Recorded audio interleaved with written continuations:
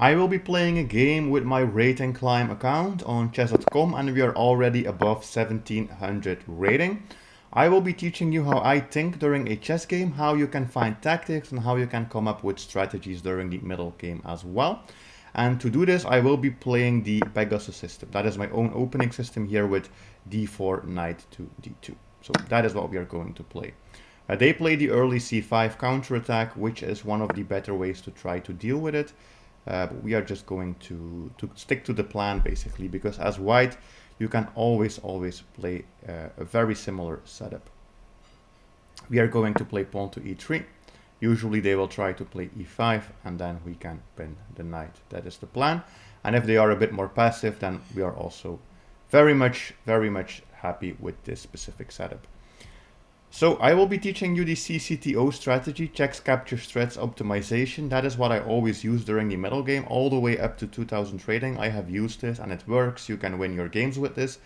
It's just a thinking system. You want to think through all the checks, then all the captures, then all the threats, which are moves that threaten to win material or potential patterns you can set up, tactical patterns or checkmating patterns.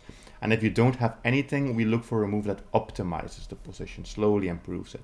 But that plan is a good plan for the middle game. First, we have to get ourselves through the opening stage, castle, and that is usually when I start using that CCTO strategy. But first, as I said, we have to get ourselves through the opening. So that's what we are doing right here. Pegasus system, pin the knight, and this pawn is now weak. It is unprotected because the knight is pinned. So that is something they need to fix. For example, if they take, we have an extra pawn. So that's not great for them.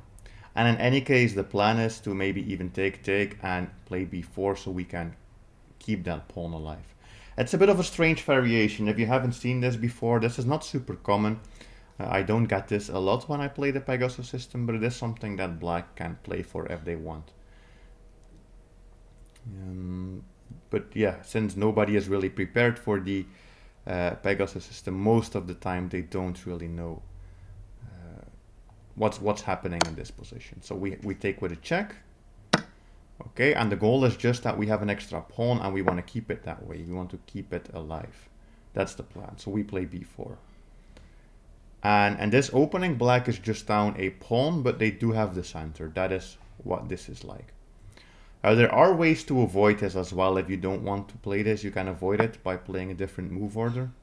But I am honestly okay with this specific move order. Not really any problems with it.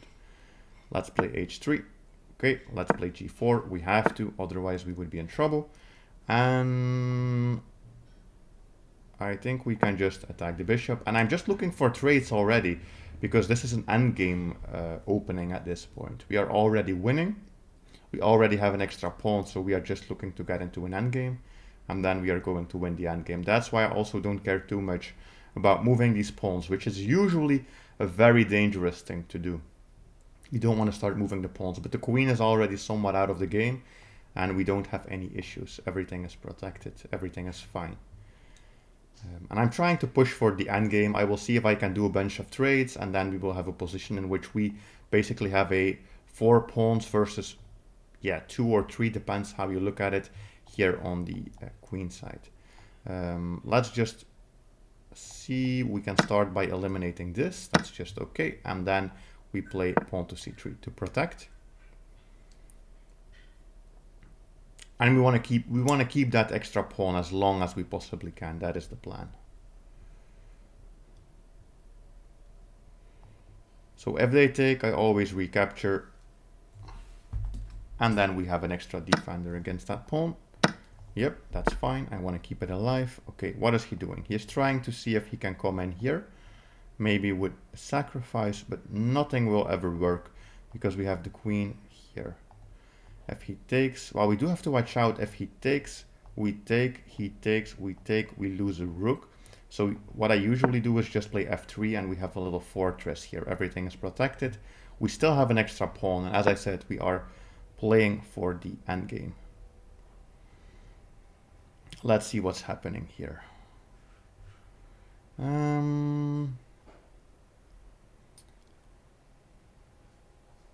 So a couple of things going on. They are trying to eliminate that pawn so that they can go for the crash, but it doesn't really work since the queen is also protecting the rook. So I don't think that is the best of ideas for them.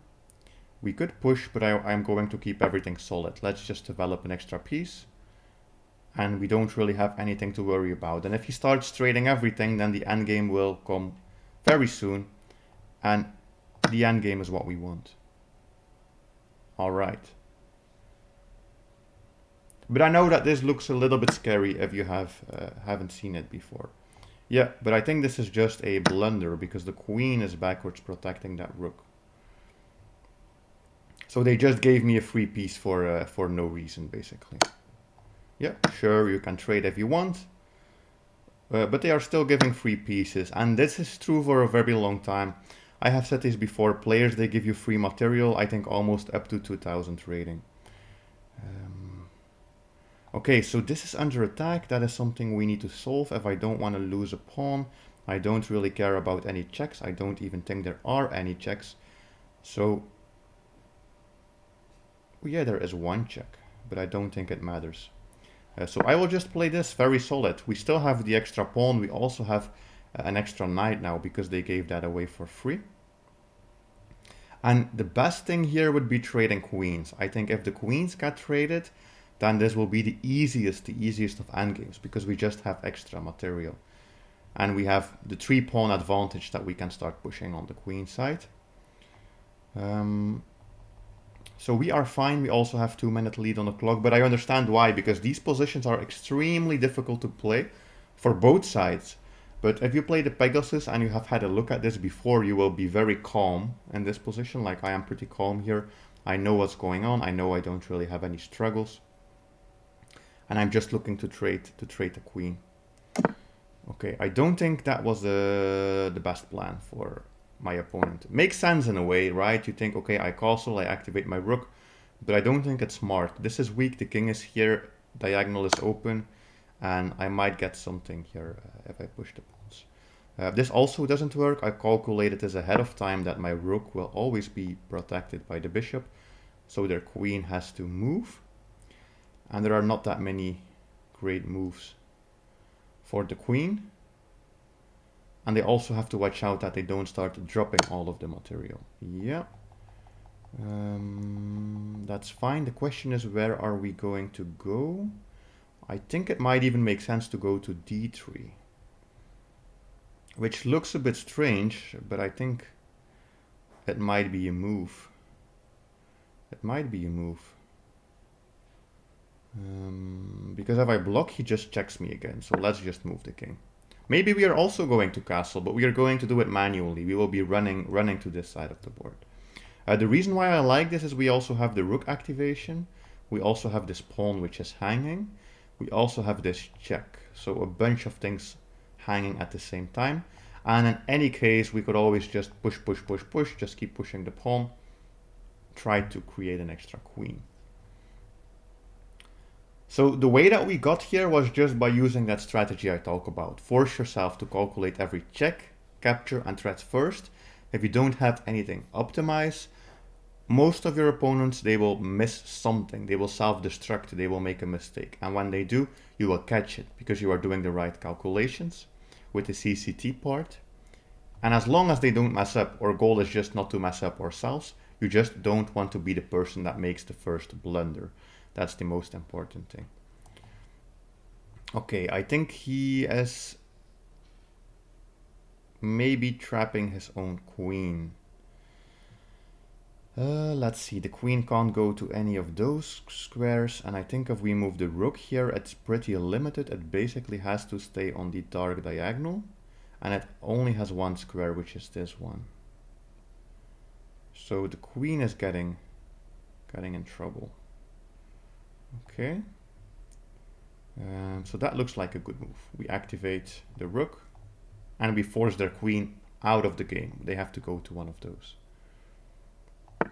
Okay, and my plan is to see if we can infiltrate because I'm still looking for a queen trade. So that's going to be our move. And if they take, of course, we take with the pawn. And I'm just looking for an endgame here. Nothing. I'm not looking for a checkmate. Nothing spectacular. Just looking for the endgame. Okay, they have this check. It doesn't help. We just go here. And my plan is also to maybe hide in the corner, just like they are somewhat doing, but they are way less safe here. Working is way safer on this side of the board. And this structure is also very weak. I think if we can target this pawn with the rook, for example, it will just collapse. And then everything collapses, we clean up those 3 pawns, and then it's very easy. Because even here, if I imagine these pieces being traded, okay, we have the knight, but they still have a bunch of pawns here as well on the king side.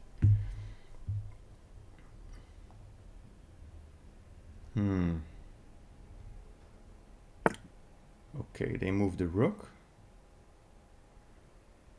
which is fine. Doesn't really do much.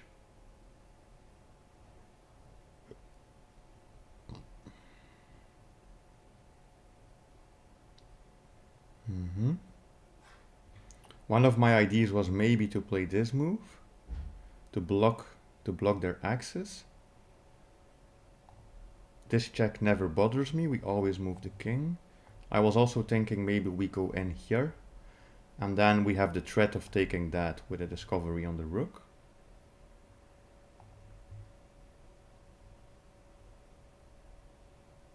Yeah, I think that's a plan. I'll see how it goes, but at least we are limiting the mobility of their pieces. Also, this is still a very big target. I think maybe sliding over the queen, picking everything up, giving some checks. This looks very devastating for black, but we still have to be careful and finish it in the right way. Because I have noticed that during this rating climb, I feel like the 1100s up to 1500, they were pretty much all very similar in their playstyle and their mistakes. But as soon as you go to the 1700, they make less mistakes, and even if they do make mistakes, they still fight back, and they often know how to fight back.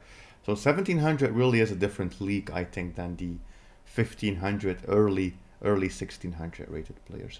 But I guess that's going to be true for the rest of this rating climb, because there is a huge difference between a 17 and an 1800. There's even a bigger difference between 18 and 19. Like, the knowledge you need to go up 100 rating points is insane once you get very far into your chess journey. In the beginning, you can go up 100 rating points just by solving a daily puzzle or by having a few lessons. But over time, it becomes more difficult to increase your rating. And for me, when you are almost 2100, the knowledge that you need to push 100 points more it's quite a lot of study that needs to be done at that point.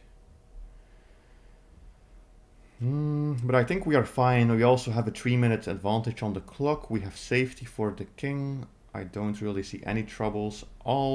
Somehow also all the important squares are always covered. Like, they can't infiltrate anywhere. If they give this check, I'll just hide in the corner. Okay. This is the move I expected. They are trying to fight against this pawn, which makes sense, but I also think it won't help them, because there is nothing going on. There are no checks. And I think we just take this. We just take this. And we can win the bishop, and if they take, we can take this. Yeah. So everything is fine. And I'm just looking for trades. Still, I'm looking for trades. I want to play an endgame. That is the strategy. I want to play an endgame. An endgame because we have already right now 3 points of extra material.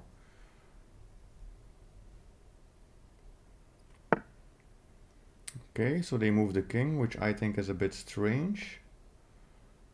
I don't know if there was a plan behind it or not, but I think we are just playing for trades, and now this also opens up. So it's looking very dangerous for black. I think this game will be over in 5 moves or less, if he still keeps playing. Okay, so he is going for the counterattack, which makes the most sense, but that's a checkmate in one. Okay, I have to say he didn't play the worst of games, but he just made a mistake. I found it with the CCT strategy, and that's the game.